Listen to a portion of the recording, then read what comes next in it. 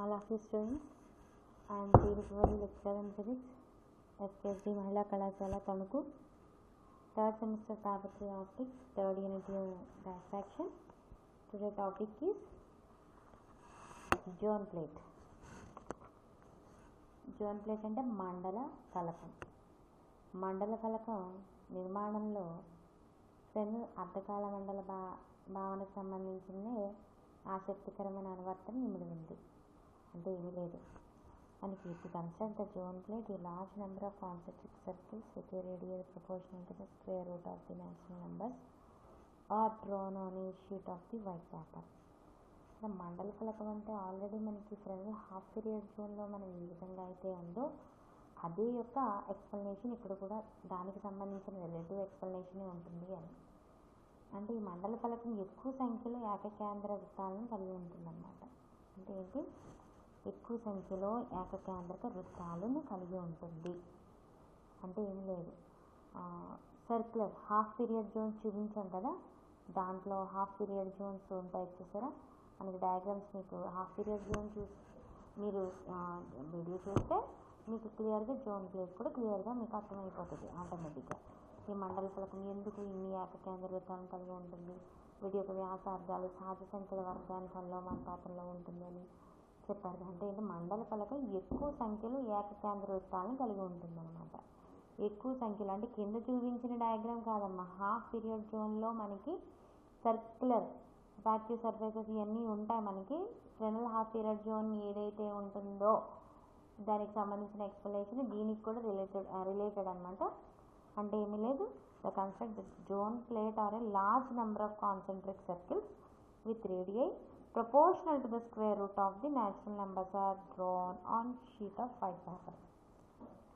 ఒక తెల్లని అంటే ఏకాంత రంగులే ప్రాంతాలను నల్లటి రంగును పూసి అపారదర్శకం చేస్తాం, దీన్ని సరిసంఖ్యల్లోనే అడ్డుకునేటట్లు రూపొందించవచ్చు. అంటే ఏమీ లేదు, ఒక ఏకకేంద్రతో ఒక తెల్ల పేపర్పై వ్యాసార్థాలు సహజ సంఖ్యల వర్గాలను అనులోమానుపాతంలో ఉండేటట్టు ఏకకేంద్ర వృత్తాలను గీస్తారనమాట. అంటే మండల ఫలక నిర్మాణానికి ఒక వైట్ పేపర్ని తీసుకుంటాం, వ్యాసార్థాలు దేనికంట అనులోమానుపాతంలో ఉండే సహజ సంఖ్యల వర్గమూలానికి అనులోమానుపాతంలో ఉండేటట్టు ఇక్కడ ఏకకేంద్ర వృత్తాలు గీస్తామన్నమాట. అంటే ఏంటి, లార్జ్ నెంబర్ ఆఫ్ కాన్సెంట్రిక్ సర్కిల్స్ని ఎలా మనం how to construct zone plate a large number of concentric circles with రేడియా of proportional to the, అంటే ఏంటి దేని యొక్క radii, concentric circle with radii proportional to square root of the natural numbers. ఎన్ని natural numbers యొక్క square రూట్కి అనులోమానుపాతంలో ఉండేటట్టు మనకి ఇక్కడ జోన్ ప్లేట్ యొక్క కన్స్ట్రక్షన్ జరుగుతుంది అనమాట. Alternative zones are painted black. అంటే ఏం లేదు, ఆల్టర్నేటివ్ చూసారు ఇక్కడ మీకు కింద డయాగ్రామ్లో ఒకటి వైట్ ఒకటి బ్లాక్ ఒకటి వైట్ వైట్ బ్లాక్ అలాగా alternative painted black highly reduced size. Photography of this pattern is taken on the thin glass plate. అంటే ఏంటి, ఒక బేసి సంఖ్యలు అంటే ఏంటి, ఒక ఆడ్ నెంబర్లో మండలాలు అంటే ఏంటి, ఒకవేళ even number starting white bright అనుకోండి, ఆడ్ నెంబర్ వచ్చేసరికి నల్లని చీర అక్కడ పూయడం అనమాట. మేము బ్లాక్ పెయింట్ గీస్తే దీన్ని ఖచ్చితమైన ఫోటోగ్రాఫ్ని అంటే క్షయీకృత ఫోటోగ్రాఫ్ కింద తీసుకుంటారనమాట. ఫోటోగ్రాఫ్ని నెగిటివ్లో బేసి మండలాల పారదర్శకాలుగా, సరిమండలాలు కాంతి నిరోధకంగానే ఉంటాయన్నమాట. అంటే బేసి సంఖ్యలు ఏంటి పారదర్శకంగా అంటే ఏంటంటే కాంతి బయటికి, బేసి సంఖ్యలు అంటే కాంతి. ఇక్కడ చూడండి ఫస్ట్ బేసి సంఖ్యలు అంటే 1 ఏమో వైట్ ఉంది అంటే కనుక ఇక్కడ మనకి ఏంటి ట్రాన్స్పరెంట్ మెటీరియల్ అనమాట. అంటే ఈ ట్రాన్స్పరెంట్ మెటీరియల్లో మనకి లైట్ అనేది మనకి వస్తుంది అని. నెక్స్ట్ ఇక్కడ ట్రాన్స్పరెంట్ అంటే 2, ఇది ఇక్కడ ఏమవుతుంది 3, నెక్స్ట్ 5, నెక్స్ట్ 7 అలాగా ఇక్కడ బేసి సంఖ్యలు అంటే బేసి మండలాలు పారదర్శకంగానే, సరిమండలాలు అంటే ఏంటి 1 ఏంటి 2 ఏంటి సరిమండలం కదా. అలాగే ఇక్కడ చెప్తుంది అంటే ఈవెన్ అండ్ ఆడ్ నెంబర్స్ అనమాట. అంటే ఏంటి ఇక్కడ this pattern taken the thin glass plate A resultant glass negative is known as the zone plate. When the central zone is transparent the zone plate is called positive zone plate and when the central zone is opaque it is called negative zone plate. ఒకవేళ ఇక్కడ central డార్క్గా ఉండి ఒపాక్టివ్ surface ఉంటే దాన్ని ఏమంటారు, ఇక్కడ negative zone plate అంటారనమాట. Central కనుక ట్రాన్స్పరెంట్గా ఉంటే దాన్ని ఏమంటారంటే అటువంటి జోన్ ప్లేట్ని పాజిటివ్ జోన్లో. అంటే ఏం లేదు, ఈవెన్ నెంబర్స్ కనుక డార్క్గా ఉంటే, అంటే ఐ మీన్ బ్లాక్ పెయింట్తో కనుక ఉంటే కనుక ఈవెన్ నెంబర్స్ బ్లాక్ పెయింట్తో ఉంటే కనుక పాజిటివ్ జోన్ ప్లేట్ అంటాం అనమాట. ఆడ్ నెంబర్స్తో కనుక మనకి స్టార్ట్ అయినట్టు ఉంటే కనుక మనకి జోన్ ప్లేట్ని నెగిటివ్ జోన్ ప్లేట్ అని అంటాం అనమాట. అంటే positive zone plate and one the central zone is opaque it is called a negative zone plate అంటాం అనమాట. ఈ జోన్ ప్లేట్లు ఇక్కడ మీకు క్లియర్గా అర్థమైంది కదా మనకి. ఇక్కడ ఈ విధంగా చూసినట్లయితే మీ క్యాలిక్యులేషన్స్ ఇక్కడ డయాగ్రామ్ చూడండి ఒకసారి. Let OM1 is equal to ఎంత ఉంటుంది అనమాట, ఇక్కడి నుంచి ఇక్కడికి ఉన్న డిస్టెన్స్ R1 అనమాట. అంటే ఏంటి OM1, ఇక్కడ OM1 ఏంటి, ఇక్కడ నుంచి ఇక్కడికి OM1 ఎంత R1 అనుకోండి. ఓకే, నెక్స్ట్ OM2 అంటే ఏంటి, ఇక్కడ నుంచి O నుంచి మళ్ళీ M2కి ఏమవుతుంది, దీన్ని అంతటిని R2 అంటారు. అంటే ఏం లేదు, మళ్ళీ చెప్తాను ఒకసారి చూడండి ఒకసారి. OM అంటే ఇది OMది ఇక్కడ ఎంత అనుకున్నాను R1. నెక్స్ట్ OM2ని ఏమన్నాను R2. నెక్స్ట్ OM3 ఏమవుతుంది R3. అలా ఎన్ని ఉంటే అన్ని జోన్ ప్లేట్స్లో ఎన్ని కాన్సన్ట్రిక్ సర్కిల్స్ ఉంటాయో అలాగా అప్ టు ఆన్సర్. అంటే OM1 is equal to R1, OM2 is equal to R2 and OM1 MN up to answer MN ఉన్నాయి అనుకోండి. పైన చూసారు MN ఉందనుకోండి, O నుంచి సెంటర్ అనమాట, N నుంచి RN అవుతుంది. The radii of the first and second and up to answer nth half period zones. Half పీరియడే, ఇంకా మొత్తం ఫుల్గా కౌంట్ చేయాలి. హాఫ్ పీరియడ్నే మనం కౌంట్ చేసామన్నమాట, హాఫ్ పీరియడ్ జోన్ అంటాం. Let small A B the distance from the zone plate. అంటే ఏంటి, ఇక్కడి నుంచి సోర్స్ నుంచి ఇక్కడ ఉన్న సెంటర్కి మధ్య ఉన్న డిస్టెన్స్ని, జోన్ ప్లేట్కి మధ్య ఉన్న డిస్టెన్స్ని స్మాల్ ఏ డిస్టెన్స్ అనమాట. Next source and B, small B ఏమంటాం, small B the distance from the zone plate to image. ఇది ఇమేజ్ అనమాట, P అనేది ఇమేజ్, ఇది S అనేది సోర్స్ అనమాట. సోర్స్ నుంచి జోన్ ప్లేట్కి మధ్య ఉన్న డిస్టెన్స్ ఏ అయితే మళ్ళీ జోన్ ప్లేట్ నుంచి ఇమేజ్కి ఉన్న డిస్టెన్స్ B అనమాట. ఓకే, B అనమాట. ఆ విధంగా ఇక్కడ పొజిషన్స్ అంటే రాసిన the position of screen increasing by the path difference λ/2. ఇక్కడ ఏం లేదు, పాత్ డిఫరెన్స్ ఏం చెప్తున్నామంటే ఇక్కడ λ/2తో చెప్తున్నాము. From the zone to next zone, ఒక జోన్ నుంచి నెక్స్ట్ జోన్కి మధ్య ఉన్న పాత్ డిఫరెన్స్ λ/2 అనమాట. ఇప్పుడు ఈ ప్రకారంగా మీకు అర్థమైంది కదా.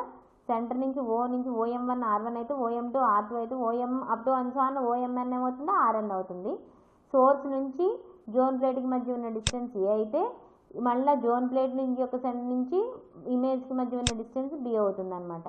ఈ ప్రకారంగా మనకి ఇక్కడ ఈ యొక్క పొజిషన్స్ చెప్తాము చూడండి ఒకసారి. నెక్స్ట్ క్యాలిక్యులేషన్ అంటే ఇప్పుడు దాకా చెప్పాను కదా మీకు, ఏమని let OM1 and OM2 and let half period let A be the distance from the zone plate to source and B be the distance from the zone plate to image అని. The position of the screen increasing the path difference λ/2 from the one zone to next zone కి మధ్య ఉన్న path difference from above the diagram. Diagram ప్రకారం మీకు diagram చూసుకున్నట్లయితే OM1 plus M1I. OM1 అంటే ఏంటి, మధ్య ఇక్కడ జోన్ ప్లేట్కి మధ్య ఉన్న అంటే number first circles first zone plate second half period zone ఉన్నాయి కదా అవి అనమాట. OM1 plus M1I. M1 అంటే ఇమేజ్ దగ్గర ఉన్న M1 నుంచి ఇమేజ్ దగ్గర ఉన్న డిస్టెన్స్. OM1 ప్లస్ M1Iని మనం ఏ విధంగా చెప్పొచ్చు ఇక్కడ చూడండి. మీకు మళ్ళీ కావాలంటే మీకు అర్థమవుతుందో లేదో, అంటే ఏమీ లేదు, OM1 నుంచి ఇంకోటి ఏం చెప్తున్నారు M1I. ఓకే, M1Iకి మధ్య ఏంటి అంటే కనుక OM1 అంటే ఏంటి, ఇక్కడ ఉన్న డిస్టెన్స్ ఏం చెప్పాను A. M1I అంటే ఏంటి B. అంటే ఏంటి OM1ది అంటే ఫస్ట్ సర్కిల్ అయితే OM1, సెకండ్ది అయితే OM2. అంటే ఏంటి సెకండ్ ఫస్ట్ది సెకండ్ది OM1 నెక్స్ట్ M1I అంటే ఏంటి ఇమేజ్ ఉన్న డిస్టెన్స్ అనమాట M1I. అలాగా A ప్లస్ B ఇంటూ మరి పాత్ డిఫరెన్స్ అనేది ఉంటుంది కదా λ/2 అదనమాట. ఓకేనా, ఇప్పుడు చూడండి ఒకసారి.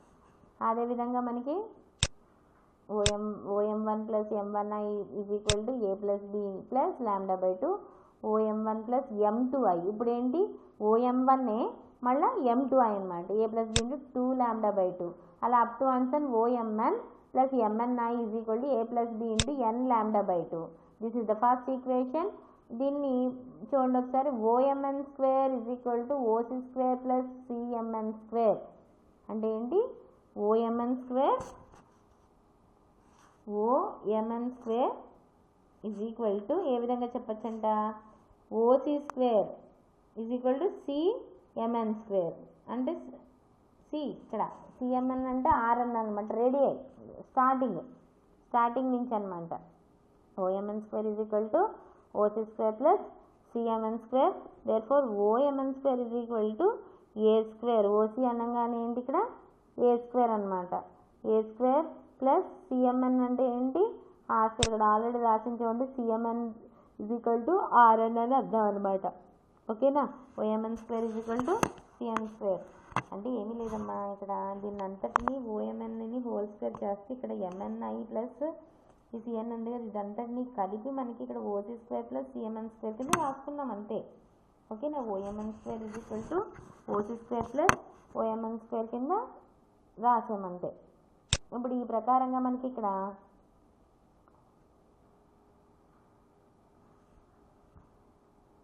OMN స్క్వేర్ అంటే ఇక్కడ చూడండి MN స్క్వేర్ OC స్క్వేర్ అంటే ఇక్కడ OMN స్క్వేర్ని MNI ఉంది కదా ఇమేజ్ని ఇక్కడ OC స్క్వేర్ కింద చెప్తున్నాం అనమాట. అంటే ఏమీ లేదు, ఇక్కడ మీకు ఇందాక డయాగ్రామ్ ఉంది కదా, O నుంచి అంటే సెంటర్ నుంచి MN అంటే హైట్. అంటే ఇక్కడ మీకు డయాగ్రామ్ చూపిస్తున్నట్లయితే చూడండి, డయాగ్రామ్ చూపిస్తే మీకు క్లియర్గా అర్థమవుతుంది. అంటే ఏం లేదు, OMN స్క్వేర్ అంటే ఏంటి OMN స్క్వేర్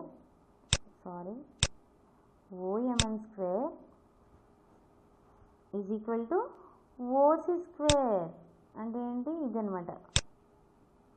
OC స్క్వేర్ అంటే ఏంటి సి కింద చెప్తున్నా అంటే ఇది ఇమేజ్ లెక్క అనమాట. అయ్యి కదా ఇందాక చెప్తుంది OC స్క్వేర్. ఇప్పుడు దేర్ఫోర్ ఇక్కడ నుంచి ఇది సి అనుకున్నా, ఇది తప్పు మిస్టేక్ రాసాంలేండి. సి ఇది ఇక్కడ MN స్క్వేర్ కాబట్టి అంటే ఏంటి OMN square is equal to OMN square is equal to ఏం చెప్పచ్చు ఇక్కడ OC అంటే OC స్క్వేర్ ప్లస్